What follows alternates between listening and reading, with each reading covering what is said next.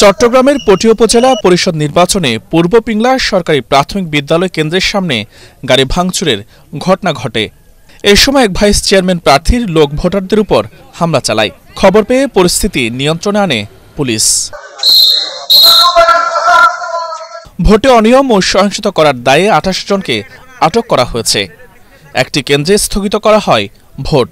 এছাড়া জাল ভোট দিতে গিয়ে গ্রেফতার হয় এক প্রিজাইডিং অফিসার। এমন দু একটি বিচ্ছিন্ন ঘটনা ছাড়াই মোটামুটি শান্তিপূর্ণ পরিবেশে শেষ হয় ৭টি উপজেলায় চতুর্থ ধাপের নির্বাচন।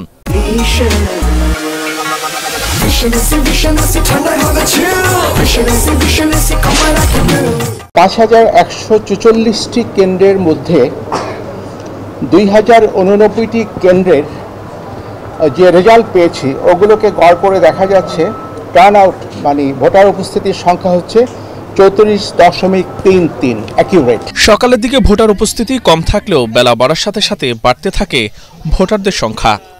ভোট গ্রহণ শেষে নির্বাচন নিয়ে সন্তোষ জানান প্রধান নির্বাচন কমিশনার। আমরা খুবই সন্তুষ্ট নির্বাচনটা শান্তিপূর্ণ হয়েছে, বিশেষ করে সহিংসতা হয়নি, সেটা একদিক থেকে স্যাটিসফাইং একটা ইস্যু। কিন্তু এগুলো বিচার বিশ্লেষণ, এগুলো পলিটিক্যাল বিচার বিশ্লেষণটা আমরা এখন করতে পারবো না। এগুলো অনেক কিছু আছে যারা বিচার বিশ্লেষণ করবেন। এ ধাপের নির্বাচনে মোট প্রার্থী ছিলেন ৭২১ জন। এর মধ্যেই চেয়ারম্যান পদে ২৫১ জন, ভাইস চেয়ারম্যান পদে ২৬৫ জন ও নারী ভাইস চেয়ারম্যান পদে ২০৫ জন প্রার্থী প্রতিদ্বন্দ্বিতা করেন। ১,৪৭,৫৭,৮২০ জন ভোটার ছিলেন এসব উপজেলায়। মোস্তাফিজুর রহমান, এটিএন বাংলা, ঢাকা।